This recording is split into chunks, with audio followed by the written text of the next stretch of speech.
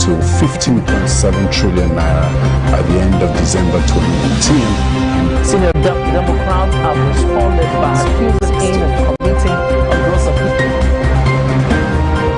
The All Progressives Congress has vowed to punish the Ogun State Governor, Ibikunle Amosu.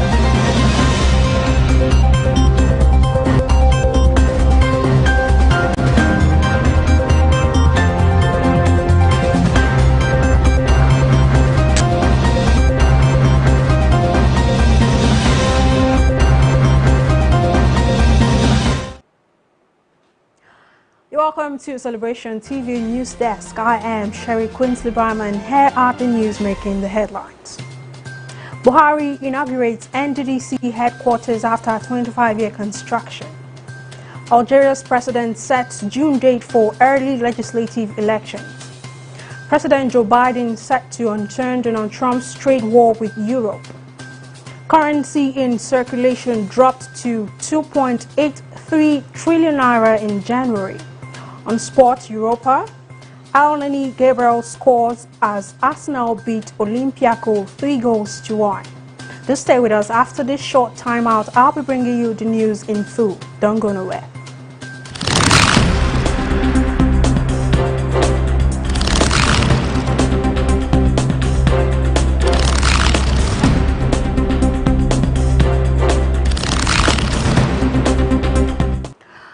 Welcome back, and now the news in full. Buhari inaugurates NDDC headquarters after 25-year construction. President Muhammadu Buhari inaugurates the headquarters of the Niger Delta Development Commission on the Eastern Bypass, Port Harcourt, the River State capital. Buhari, who performs the ceremony virtually from the State House Abuja, expresses happiness that the complex has been opened 25 years after it was started. He says the event is part of his administration's commitment to reposition the NDDC for the overall development of the Niger Delta region. The president states that the building started in the year 1996 during the era of the Oil Mineral Producing Areas Development Commission. Since then, the project went through a series of designs and amendments but was eventually abandoned. In 2015, as part of the administration's cardinal objectives to embark on a holistic reform of the NDDC for greater service delivery for the people, he reassigned the supervision of the NDDC to the Minister of Niger Delta Affairs for administrative efficiency. Buhari then invites the Minister of Niger Delta Affairs, Senator Godswill Akpabio, to cut the tape and unveil the plaque of the 13-story edifice. Imo State Governor Hope Uzodinma, speaking on behalf of the Niger Delta governors, thanks the president for the completion of the building, promising that the 9 governors under the NDDC would continue to support his bold steps in development. And now, moving forward, Osibanjo commends Sanwo-Olu on COVID-19 management. Vice President Yemi Osibanjo commends the Lagos State Governor Babajide Sanwo-Olu and his team for flattening the curve of COVID-19 in the state. Osibanjo, who states this virtually during the inauguration of Evercare Hospital Lekki, notes that Sanwo-Olu showed leadership skill during the pandemic. The vice president also notes that investments in the health sector would end medical tourism in Nigeria. He commends the governor and his team on his handling of the COVID-19 pandemic and for also showing the world what strong, knowledgeable leadership can deliver even with the wave of unprecedented global adversity. Sanwo-Olu says his administration was committed to improving the healthcare infrastructure and making the services affordable for residents. Also, he says they are currently renovating to a world-class 6 of their general hospitals, building 2 new general hospitals, 1 children's hospital, and an international research center. All these are meant to complement what they have currently. Speaking on the COVID-19 vaccine, Sanwo-Olu says he wants to follow the rules, stating that health workers at the front line should first take it. And now, in another development, Malami Bawa summoned over forfeited assets transferred to AGF office. The House of Representatives has summoned the new chairman of the Economic and Financial Crimes Commission, Abdul Rashid Bawa, to explain the circumstances surrounding the transfer of some forfeited assets to the office of the Attorney General of the Federation.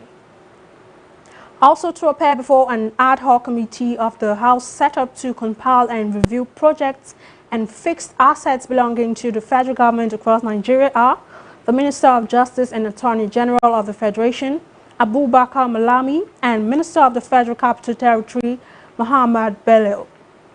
The chairman of the committee, Ade Maureen Kuye, notes that the Permanent Secretary, Ministry of Justice and Solicitor General of the Federation was supposed to appear before the lawmakers in company, which some directors but did not show up. According to Acting Director of Assets Forfeiture and Recovery Management, EFCC, Mr. Aliyu Yusuf appeared before the committee, but the lawmakers expressed their displeasure with the information provided. He said while forfeited assets had been transferred to the OAGF, operatives of the commission still got the properties. And now news coming from around Africa. Algeria's president sets June date for early legislative elections. Algeria's President Abdul Majid Tebboune sets June 12 for early legislative elections after he dissolved parliament last month. The vote is part of Tebboune's promised political reforms following mass protests by Iraq protest movement that forced his predecessor Abdelaziz Bouteflika to resign in 2019 after 20 years in power. Legislative elections were scheduled to be held in 2022, but Tebboune in February dissolved parliament and called for polls to be held before the end of the year as part of reforms. As part of the reforms, Tebboune also releases 59 detainees of the Iraq protest movement. The upcoming election of the lower house of the National Assembly would be held on the basis of a new electoral law, which Tebboune also ratified. Last month, Tebboune pledged that elections would be free of corruption and would open doors of parliament to young people, adding that they must have political weight. His remarks last month come on the eve of the second anniversary since the Iraq protests began. Demonstrators are demanding a sweeping overhaul of the ruling system in place since Algeria's independence from France in 1962, and an end to military's domination of the North African country. And still news coming from around Egypt. Rwanda's Kagame is first East African leader to receive COVID vaccine. Rwanda's President Paul Kagame has been vaccinated against COVID-19, making him the first head of state to receive the vaccine in East Africa, where immunization campaigns are picking up speed. Photos of the 63-year-old head of state and his wife, Jeanette, receiving the vaccine in a hospital in capital Kigali were posted in the official Twitter account of the Rwandan presidency. A total of 230,000 Rwandans have already been vaccinated, the presidency has said. The name of the vaccine administered to the president's couple was not specified, but the country has received 100,000 doses of Pfizer BioNTech vaccine and 240,000 doses of AstraZeneca vaccine. Rwanda, a country of 12 million people, plans to vaccinate 30% of its population this year and also 60% by the end of 2022.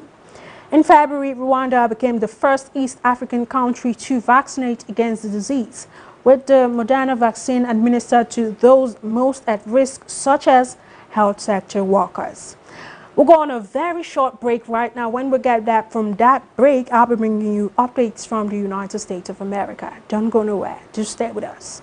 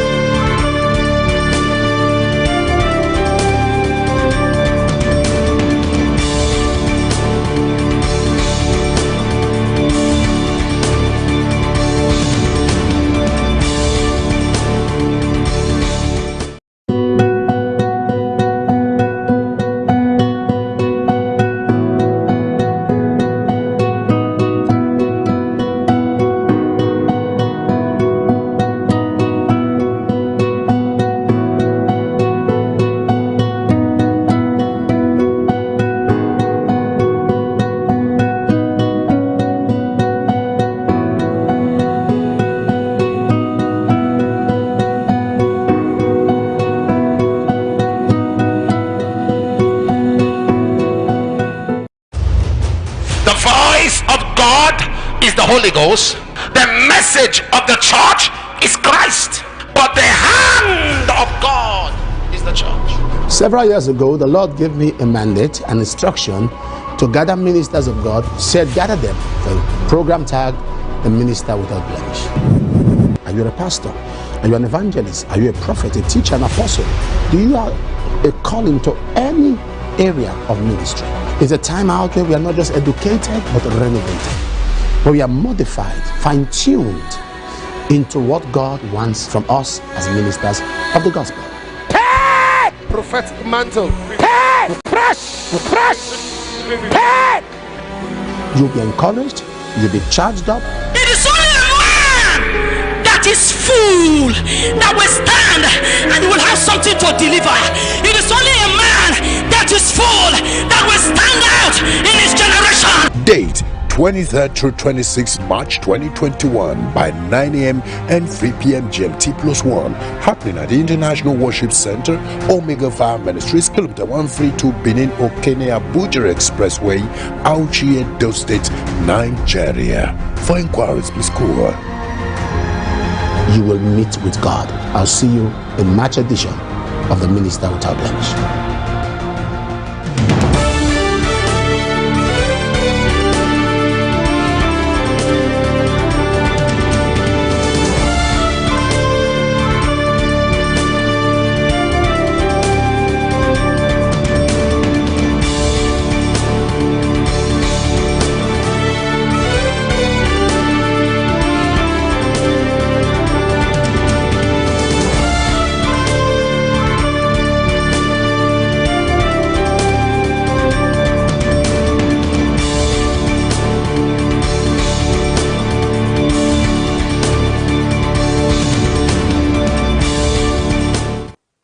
Welcome back, and now it's updates from the United States of America.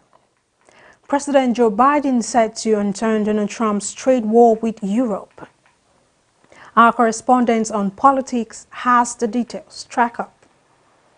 President Joe Biden said to overturn Donald Trump's trade war with Europe. The pressure on President Joe Biden to maintain the steel tariffs in Europe by steelmakers, union, and some parts of his party increases. This increase in tariff is because of a trade war against Europe by former President Donald Trump in 2018, which the European Union imposed in retaliation, which in turn thumped prime American exports like bourbon whiskey, gins, orange juice, tobacco, peanut butter, yacht, and Harley-Davidson motorbikes.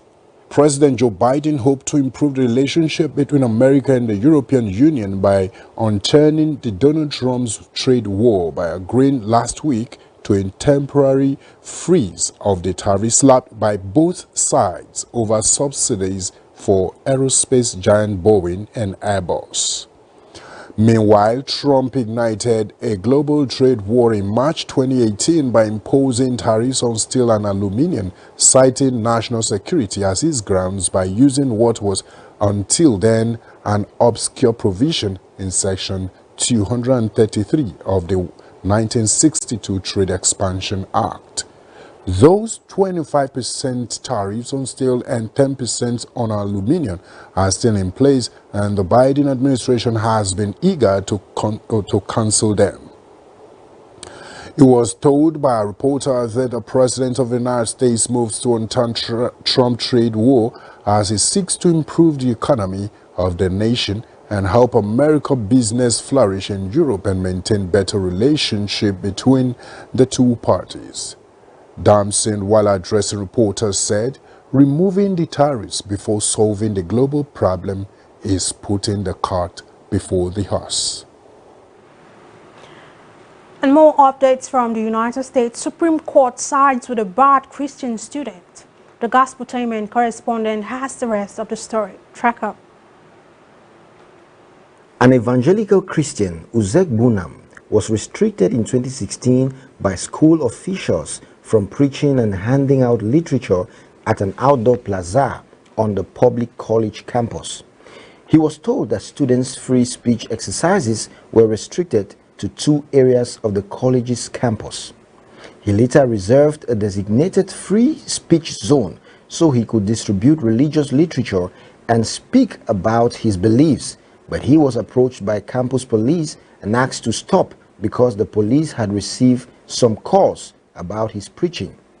Uzegbunam pursued legal action against Swinet, with fellow students Bradford joining the litigation because the restrictions hindered him from preaching on campus.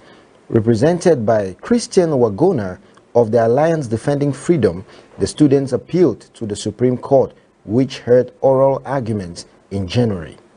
Although the school changed its policy on free speech and expression since stopping Uzegbunam from preaching, they refused to accept a penalty for their past action.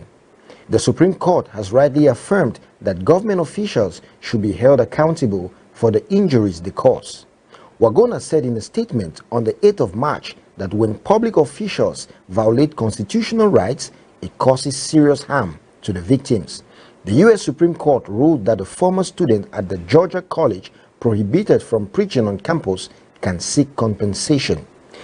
In an 8-1 decision, the High Court concluded that Chike Uzegbunam can seek normal damages from Georgia Gwinnett College. What an interesting experience there from that student. And now on business news, fuel price hike. Petrol price now 212 naira per litre, says PPPRA. The Petroleum Products Pricing Regulatory Agency has revealed in a new monthly template that the price of premium motor spirit, also known as petrol, has reached 212.6 naira per litre. According to the template which the PPPRA released midnight, petrol is expected to sell at a lower retail price of 209.6 naira and at an upper retail price of 212.6 naira. Nigerian marketers usually use the upper hand for pump price. The expected ex-depot price as seen in the template is 206.42 naira, while the landing cost is 189.6 naira. With ex-depot price standing on 206.42 naira per litre, the match template shows that the landing cost for petrol per litre is 189.6 naira. This is despite the Nigerian Petroleum Corporation saying there won't be any change in the price of PMS in the month of March. The NNPC had promised the petrol price would remain static in March to allow smooth negotiations between the government and labor unions, but the PPPRA template follows the increasing price of crude at the international market, as well as instability in exchange rate. And still on business news, currency in circulation dropped to 2.83 trillion naira in January. Currency in circulation in the country dropped by 70 billion naira to 2.83 trillion naira in January from 2.9 trillion naira as of December 2020. According to the CBN, currency in circulation rose from 2.5 trillion naira as of the end of October to 2.66 trillion naira as of the end of November. The banking regulator stated in its November monthly economic report that currency outside depository corporations, transferable deposits, and other deposits largely propelled growth in monetary liabilities at the end of the review period. It stated that securities other than shares plummeted by 28.9%, attributable to the low demand for CBN bills due to relatively low yields. Narrow money supply expanded by 9.3% compared with the 10.3% growth at end of the second quarter of 2020. The growth in M1 was due to 8% and 9.5% increases in currency outside depository corporations and transferable deposits respectively, reflecting demand for transaction balances amid macroeconomic uncertainties surrounding the COVID-19 pandemic. The banking regulator stated that net foreign assets and domestic claims grew by 27.5% and 7.4% respectively and contributed 4.7 percentage points and 7.8 percentage points to the growth in M3 at the end of September 2020 compared with 6.9 percentage points and 5 percentage points at the end of June 2020. We're taking a very short break right now. When we get back, I'll be bringing you news from the world of sports. Don't go nowhere.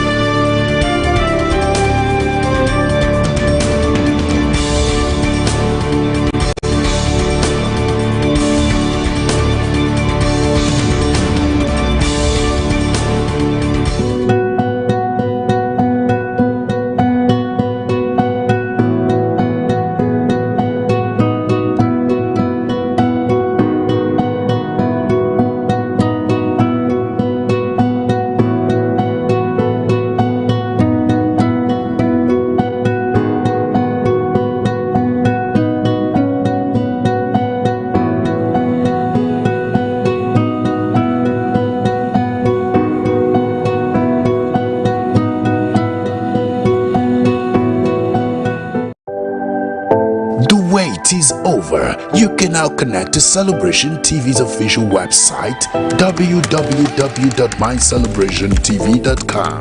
Specially designed for your satisfaction, you get to access a lineup of inclusive contents and programs of Celebration TV. Get the latest updates and news stories from our news desk. Be kept abreast on infos about all outreaches and events of the Resurrection Apostle Johnson and Dr. Lizzie Suleiman. Watch Celebration TV on the go via our 24/7 live streaming service. With all these and more, we'll make your partnership with us as we take the gospel around the world way easier with just a click. Hurry now. Visit www.mycelebrationtv.com.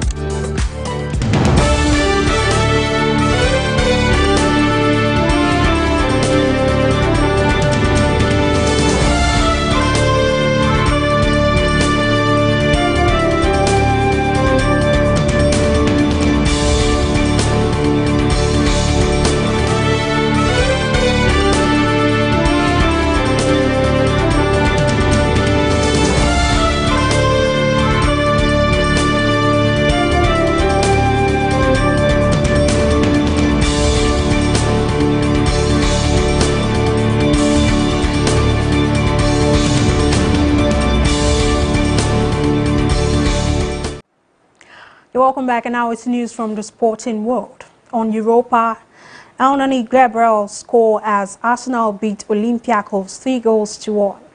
Late goals from Gabriel and Mohamed Elneny sparred Arsenal's blushes from an earlier defensive howler as the Gunners rallied to a 3-1 first leg lead over Olympiacos in their Europa League last 16 tie.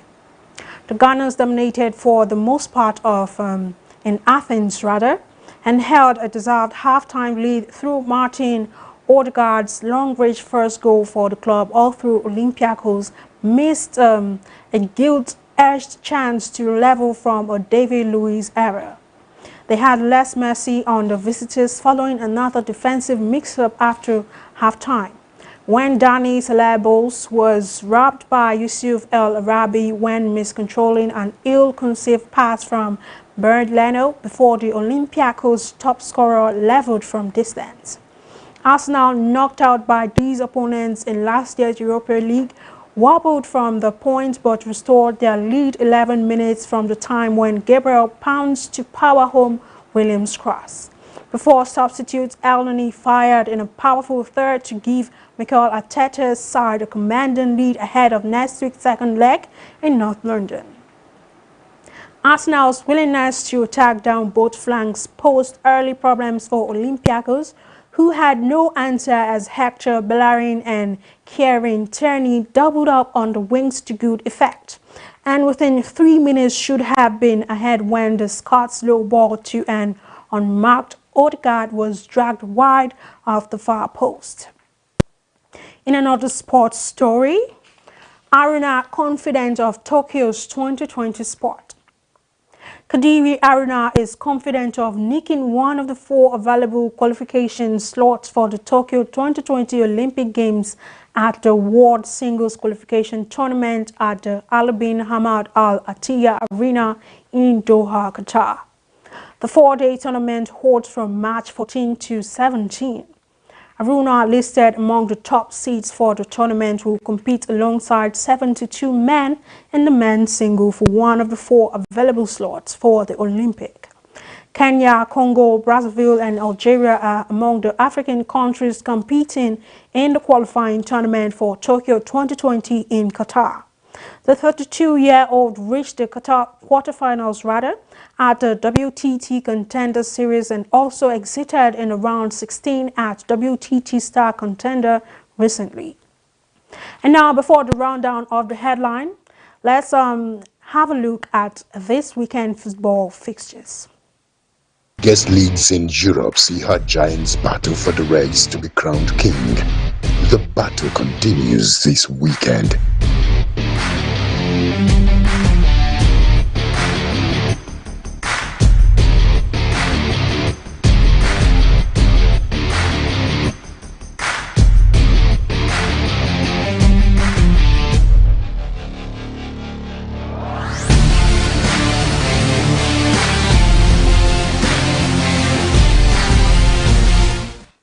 We've come to the end of News Desk on Celebration TV Network, and if you missed the top stories, here is a recap of the headlines. Buhari inaugurates NDDC headquarters after 25-year construction. Algeria's president sets June date for early legislative elections. President Joe Biden set to return Donald Trump's trade war with Europe. Currency in circulation dropped to 2.83 trillion naira in January.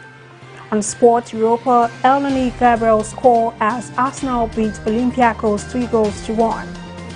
And now it's the photo of the day. This photo clearly depicts that the seed must grow regardless it was planted in stone. Is it difficult when anything can still happen when faith and hope is there?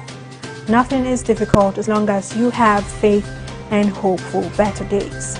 Do drop your comments about this photo of the day via our social media platforms. On Facebook, Celebration TV. On Instagram, we are My Celebration TV. On Twitter, at My Celebration TV. And on YouTube, Celebration TV. Never forget, your positive contribution to the wellness of the society you find yourself in or the organization you work in defines your leadership mind. As an individual who knows what to do and do without expecting to be pushed, heads back his way to success. Be it known today that everything we do, think, feel, and believe either has a positive or negative effect on humanity and our national well-being. Be a part of nation building today. I remain Sherry Quinsley Barmer, and is thank you for staying tuned. Goodbye.